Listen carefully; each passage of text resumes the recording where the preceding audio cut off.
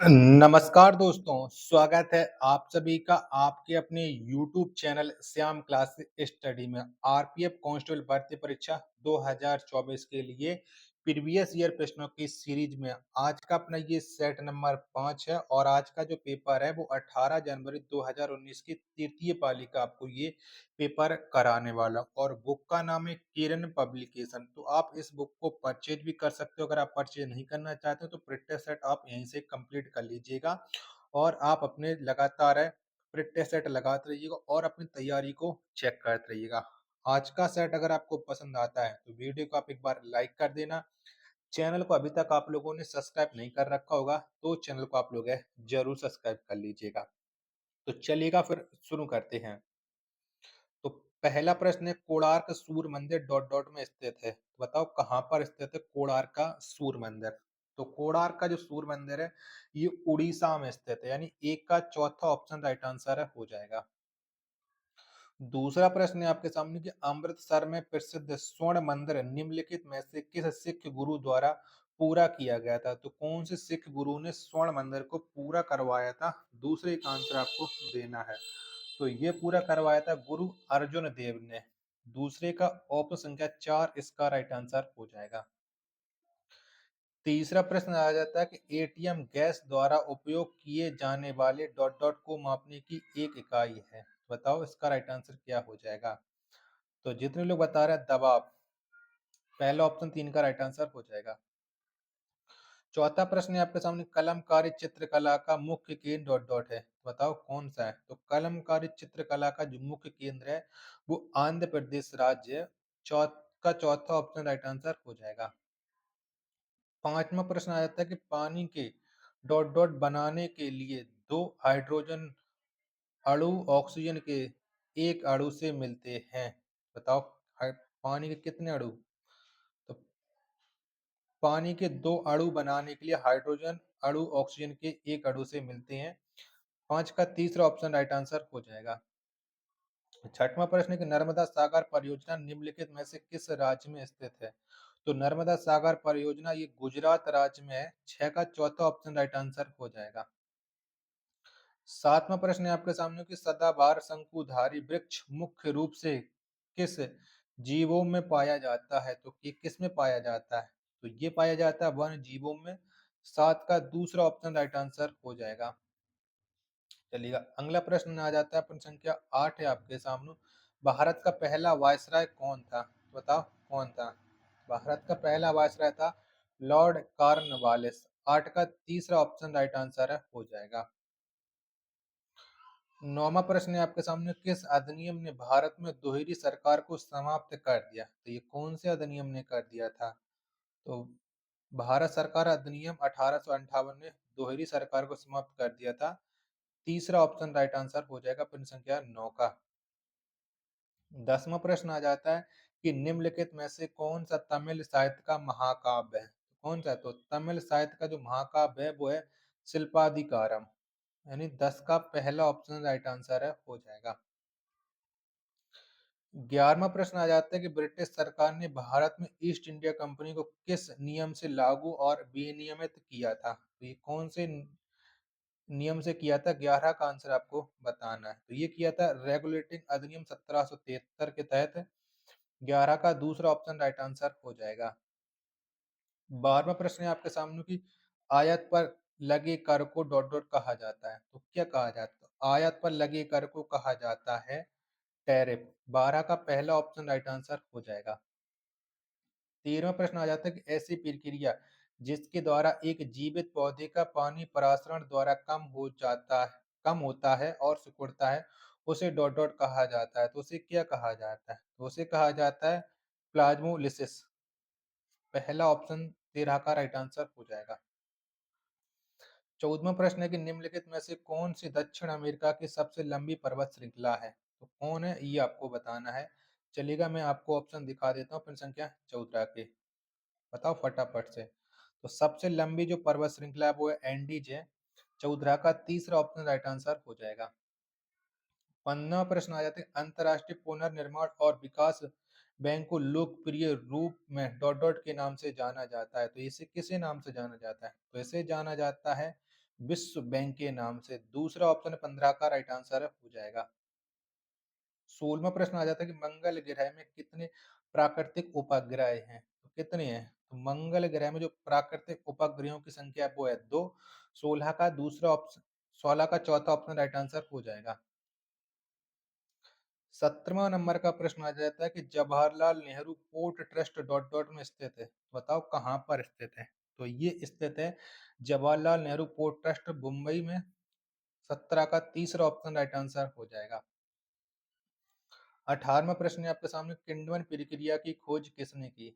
बताओ किसने की थी? तो किण्वन प्रक्रिया की जो खोज की थी वो लुईस पास्चर ने की थी। 18 का चौथा ऑप्शन राइट आंसर हो जाएगा। 19वां प्रश्न है आपके सामने, किस वर्ष में आधुनिक ओलंपिक खेलों में जिम्नास्टिक प्रतिस्पर्धा को शामिल किया गया था? तो 19 का राइट आंसर क्या हो जाएगा? तो 1896 में आधुनिक ओलंपिक खेलों में जिम्नास्टिक प्रतिस्पर्धा को शामिल किया गया था। 19 का पहला ऑप्शन राइट आंसर हो जाएगा। 20वां प्रश्न आ जाता है कि निम्नलिखित में से कौन सा कार्य वाणिज्यिक बैंकों के मुख्य कार्यों के अंतर्गत आता है? तो ये कौन सा आता है? ये देख लीजिएगा, चार ऑप्शन। तो ये आता है जमा स्वीकार करना। 20 का चौथा ऑप्शन राइट आंसर हो जाएगा। 21वां प्रश्न है आपके सामने कि निम्नलिखित में से कौन सी सबसे पुरानी शास्त्रीय नृत्य शैली है? तो कौन सी है? तो सबसे पुरानी जो शास्त्रीय नृत्य शैली है वो है भरतनाट्यम। 21 का दूसरा ऑप्शन राइट आंसर हो जाएगा। चलिएगा, 22वां प्रश्न है आपके सामने कि सतह के एकांक क्षेत्र पर लगने वाले बल को डॉट डॉट कहा जाता है। तो इसे क्या कहा जाता है? तो इसे दबाव कहा जाता है। 22 का पहला ऑप्शन करेक्ट आंसर हो जाएगा। 23वां प्रश्न के क्षेत्रफल के मामले में डॉट डॉट दुनिया का सबसे बड़ा देश है। बताओ कौन सा है? तो क्षेत्रफल के मामले में दुनिया का सबसे बड़ा देश है रूस। 23 का तीसरा ऑप्शन करेक्ट आंसर हो जाएगा। 24वां प्रश्न है आपके सामने कि जल निकायों में मेढकों द्वारा थायरोक्सिन हार्मोन के उत्पादन के लिए निम्नलिखित में से किसकी आवश्यकता होती है? तो किसकी आवश्यकता होती है? तो इसके लिए आयोडीन की आवश्यकता होती है। 24 का पहला ऑप्शन करेक्ट आंसर है हो जाएगा। 25वां प्रश्न आ जाता है कि भारत में बायोस्फीयर रिजर्व निम्नलिखित में से कौन सा है? बताओ कौन सा है बायोस्फीयर रिजर्व इन चारों ऑप्शनों के अकॉर्डिंग? बताओ फटाफट से। 25 का राइट आंसर तो ये है सुंदरबन। 25 का दूसरा ऑप्शन करेक्ट आंसर हो जाएगा। आशा करता हूँ वीडियो पसंद आ रही होगी, तो वीडियो को लाइक, कमेंट और चैनल को सब्सक्राइब करना न भूलें। 26वां प्रश्न, क्रिकेट में एलबीडब्ल्यू का पूरा नाम क्या है? बताओ क्या है? तो क्रिकेट में जो एलबीडब्ल्यू है इसका जो पूरा नाम हो जाता है वो हो जाता है लेग बिफोर विकेट। 26 का पहला ऑप्शन करेक्ट आंसर हो जाएगा। 27वां प्रश्न, की वियतनाम की राजधानी कौन सी है? बताओ वियतनाम की राजधानी कौन सी हो जाएगी? वियतनाम की जो राजधानी है वो है हनोई। कौन सी है? हनोई है। 27 का पहला ऑप्शन करेक्ट आंसर हो जाएगा। 28वां प्रश्न, उपकरण पोमेल हॉर्स किस खेल से जुड़ा हुआ है? कौन से खेल से जुड़ा हुआ है? तो ये जुड़ा हुआ है जिम्नास्टिक से। 28 का पहला ऑप्शन करेक्ट आंसर हो जाएगा। 29वां प्रश्न आ जाता है कि जल जहाजों और पनडुब्बियों को डिजाइन करने में निम्नलिखित में से किस नियम या सिद्धांत का उपयोग किया जाता है? तो ये किसका उपयोग किया जाता है? 29 का आंसर आपको देना है। तो ये किया जाता है अकरमंडी सिद्धांत का उपयोग। पहला ऑप्शन राइट आंसर हो जाएगा। 30वां प्रश्न आ जाता है कि सबसे गरीब परिवारों के विकास के लिए निम्नलिखित में से कौन सी योजना शुरू की गई है? कौन सी योजना चलाई गई है? 30 का आंसर आपको बताना। तो ये चलाई गई है स्व सहायता समूह योजना। 30 का दूसरा ऑप्शन करेक्ट आंसर हो जाएगा। चलिएगा, अब आ जाता है आपके सामने प्रश्न संख्या 31 कि पूर्व पश्चिम corridor Porbandar co dot dot से जोड़ता है। तो बताओ ये किससे जोड़ता है पूर्व पश्चिम कॉरिडोर पोरबंदर को? तो ये पोरबंदर को जोड़ता है सिलचर से। 31 का चौथा ऑप्शन राइट आंसर हो जाएगा। 32वां प्रश्न है आपके सामने, किस देश में 2022 के राष्ट्रमंडल खेलों का आयोजन किया जाएगा? बताओ। किया हो चुका है क्योंकि 2022 निकल चुकी है और ये 2019 से पूछा गया था, तो इसका राइट आंसर हो जाएगा इंग्लैंड। 32 का दूसरा ऑप्शन। 33वां प्रश्न है आपके सामने कि शब्द श्वेतांबर डॉट डॉट से जुड़ा हुआ है। तो श्वेतांबर शब्द है वो किससे जुड़ा हुआ है? 33 का आंसर आपको देना है। तो ये जैन धर्म से जुड़ा हुआ है। दूसरा ऑप्शन करेक्ट आंसर हो जाएगा। 34वां प्रश्न की ऐसी प्रजातियां जो केवल कुछ क्षेत्रों में पाई जाती हैं और जो आमतौर पर प्राकृतिक या भौगोलिक बाधाओं के कारण अलग थलग पड़ जाती हैं वह डॉट डॉट कहलाती हैं। तो वह क्या कहलाती हैं? 34 का आंसर आपको बताना है। देख लीजिएगा ऑप्शन। तो वह कहलाती हैं स्थानिक प्रजातियां। ऑप्शन संख्या 4 है वो 34 का राइट आंसर हो जाएगा। 35वां प्रश्न है कि वॉलीबॉल खेल में स्पाइक को डॉट डॉट के नाम से भी जाना जाता है। तो बताओ स्पाइक को किसके नाम से भी जाना जाता है? 35 का आंसर। तो इसे इस मैच के नाम से जाना जाता है। 35 का चौथा ऑप्शन करेक्ट आंसर हो जाएगा। चलिएगा 36वां प्रश्न है आपके सामने। किसे भारत की आजादी का पहला युद्ध कहा जाता है? तो बताओ किसे कहा जाता है? 36 का राइट आंसर। तो ये कहा जाता है सिपाही विद्रोह को। पहला ऑप्शन करेक्ट आंसर है हो जाएगा।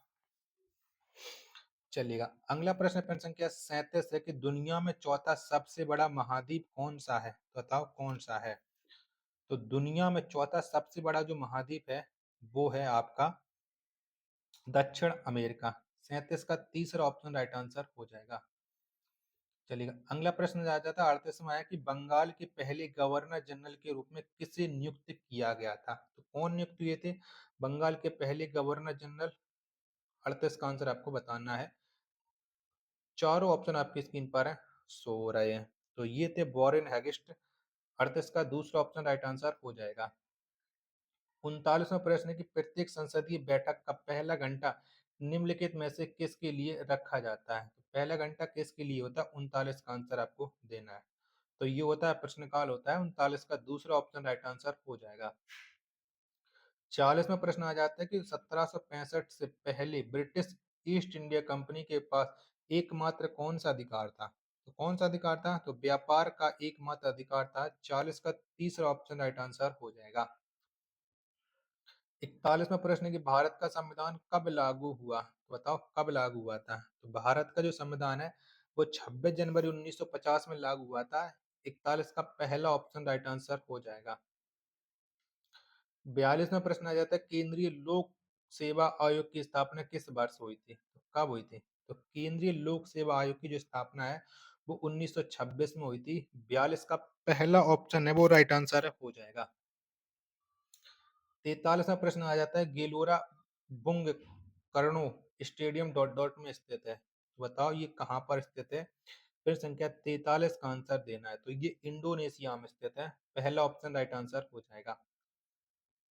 44वां प्रश्न आ जाता है कि निम्नलिखित में से कौन सा एक लोकप्रिय पॉलिस्टर है जिसका उपयोग बोतलें और बर्तन बनाने के लिए किया जाता है? बताओ कौन सा एक लोकप्रिय पॉलिस्टर है?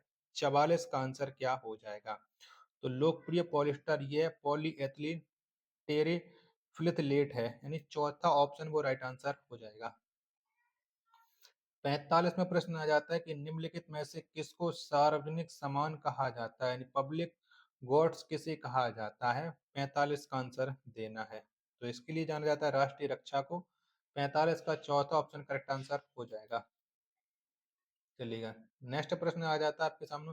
प्रश्न संख्या 46 है कि किस वर्ष में पिट्ट का भारत अधिनियम पारित किया गया था? तो ये कब पारित किया गया था? 46 का आंसर देना है। तो ये 1784 में। 46 का पहला ऑप्शन राइट आंसर हो जाएगा। 47वां प्रश्न की निम्नलिखित में से किस लिपि में पंजाबी भाषा लिखी जाती है? तो कौन सी लिपि में लिखी जाती है? तो जो पंजाबी भाषा है ये लिखी जाती है गुरुमुखी लिपि में। 47 का पहला ऑप्शन राइट आंसर हो जाएगा।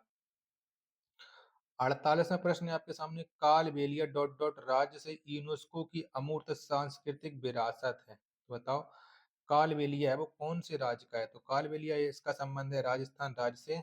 48 का चौथा ऑप्शन करेक्ट आंसर हो जाएगा। 49वां प्रश्न है कि निम्नलिखित मुगल शासकों में से किसने दीन पनाह नामक शहर की नींव रखी लेकिन वह इसे पूरा नहीं कर सका? बताओ किसने रखी थी दीन पनाह नामक शहर की नींव और वो मुगल शासक कौन सा है? 49 का आंसर देना है। तो मुगल शासक है हुमायूं। 49 का पहला ऑप्शन करेक्ट आंसर हो जाएगा। 50वां प्रश्न है आपके सामने कि हड़प्पा वासियों द्वारा निम्नलिखित में से किस भवन निर्माण सामग्री का उपयोग किया गया था? तो किसका उपयोग किया गया था? तो हड़प्पा वासियों ने उपयोग किया था तपत मिट्टी की ईंटें। यानी 50 का तीसरा ऑप्शन राइट आंसर हो जाएगा। यानी पकी मिट्टी की ईंटों का प्रयोग है वो हड़प्पा वासियों ने भवन बनाने के दौरान किया था। तो वीडियो पसंद आए तो वीडियो को लाइक कर दीजिएगा और चैनल को अभी तक आप लोगों ने सब्सक्राइब नहीं कर रखा होगा तो चैनल को आप लोग जरूर सब्सक्राइब कर लीजिएगा। मिलते पर अपने एक और नेक्स्ट वीडियो के साथ, तब तक के लिए धन्यवाद। जय हिंद, वंदे मातरम।